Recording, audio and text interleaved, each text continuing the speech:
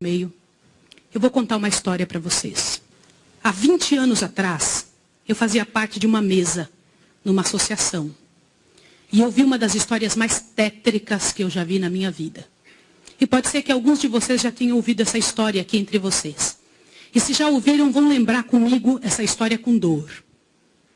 Uma certa ocasião, numa igreja de um certo lugar no Brasil, uma mocinha pediu licença para conversar lá na frente, no microfone. Ela frequentava a igreja um ano e pouco. E ela pegou o microfone da mão da moça que estava terminando a escola sabatina e falou: eu tenho que contar para vocês um pecado meu.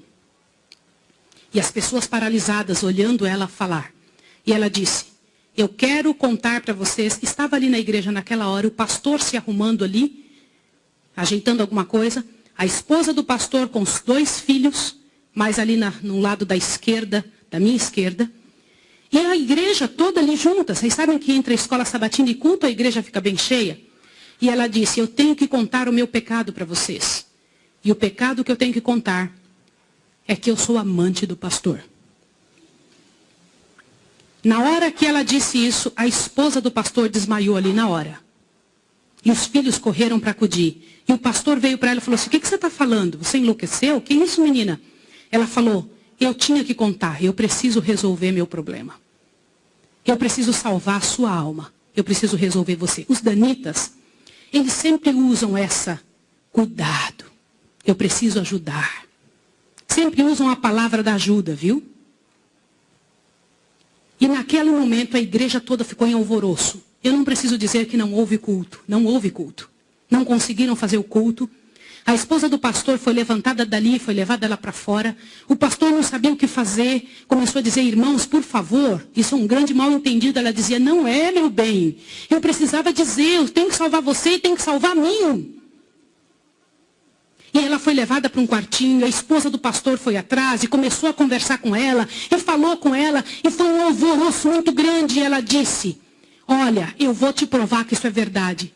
Nós combinamos que ninguém nunca ia saber, foi uma coisa muito bem feita, mas eu preciso te contar.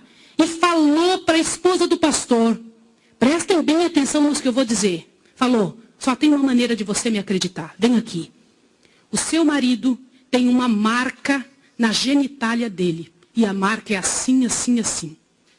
E a esposa olhou para ela e acreditou nela na hora. Sabe por quê?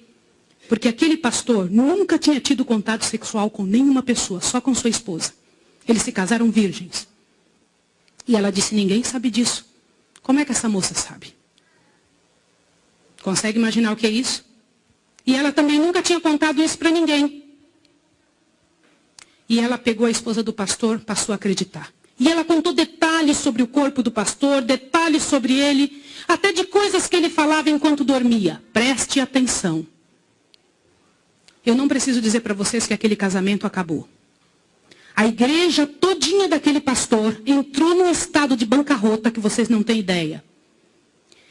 Uma palavra, como diz Tiago, pode estragar a vida de uma pessoa para sempre. Sabe quantos anos se passou dessa história? Até que eu fiquei sabendo, isso foi há 20 anos atrás que eu fiquei sabendo. Já tinha se passado 20 anos que isso tinha acontecido. Por que eu fiquei sabendo dessa história? Foi numa mesa, numa comissão, numa associação. O presidente um dia nos chamou e disse o seguinte: irmãos, eu preciso da ajuda de vocês e oração por algo. O que foi? Há 20 anos atrás aconteceu a história de um pastor e contou toda a história para nós. Foi numa igreja assim, assim, assim, e nós tiramos a credencial desse pastor. E esse pastor foi para um sítio e ficou sozinho. A esposa dele é casada, tem outros filhos, está vivendo a vida dela. Mas eu fui chamado, olha o presidente nos contando. Eu fui chamado há alguns dias na casa de uma senhora com os cabelos todos brancos morrendo de câncer. E essa mulher morrendo de câncer pediu muito para falar com um pastor, mas tinha que ser o presidente da igreja adventista.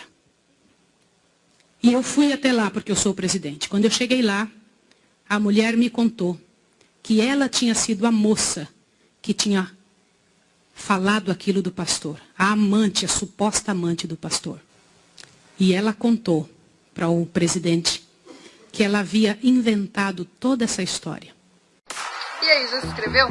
Não? Então inscreva-se agora e continue assistindo. Mas como que ela sabia dos detalhes do corpo do pastor? Na ocasião em que ela tinha se apaixonado pelo pastor, ela trabalhava como faxineira dentro do hospital. E o pastor foi internado, prestem atenção, internado para uma cirurgia de apêndice e passou muito mal.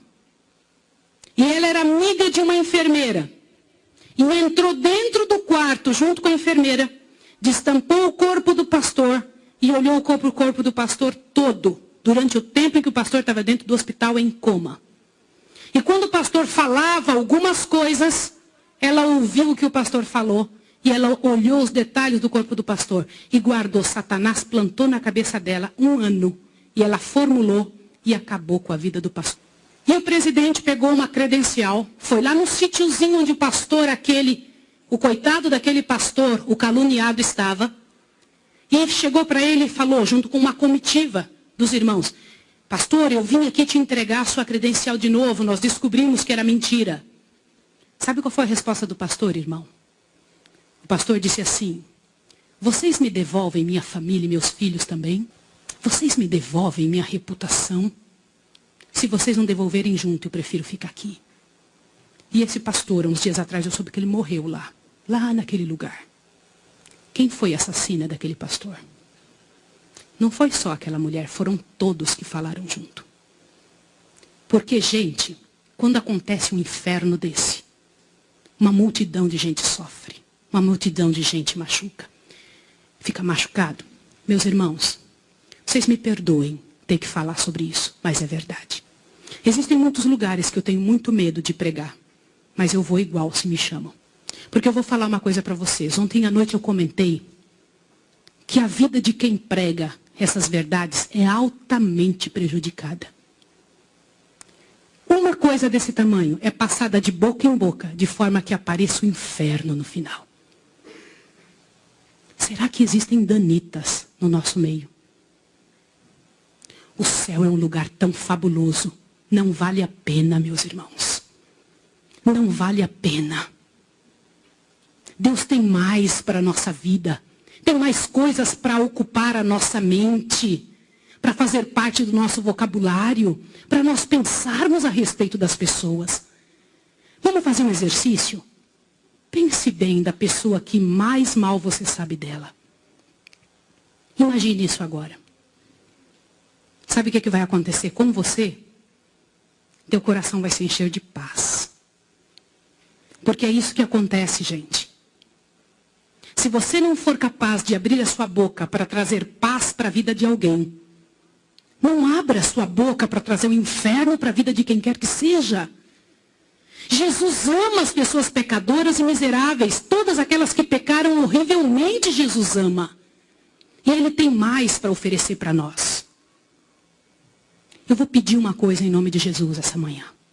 Uma coisa que é muito difícil de fazer. Mas se há alguém em nome de Jesus que falou algo de outra pessoa, ainda que seja verdade, e que não pediu perdão, que peça perdão a Deus agora e corra e peça perdão para a pessoa. Sabe por quê? Abre seu ouvido, que agora a parte principal desse sermão está aqui. Em nome de Jesus, abre seu ouvido. Eu preciso que você ouça, não deixa nada te atrapalhar. Você sabe por que existem igrejas frias que não mudam?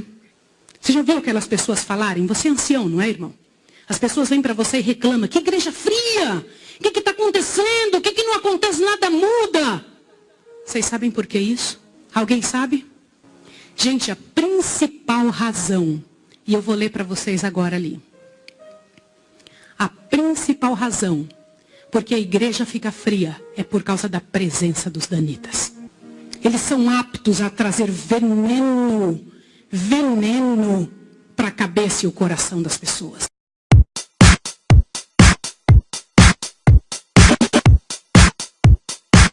Contract Productions. Hey.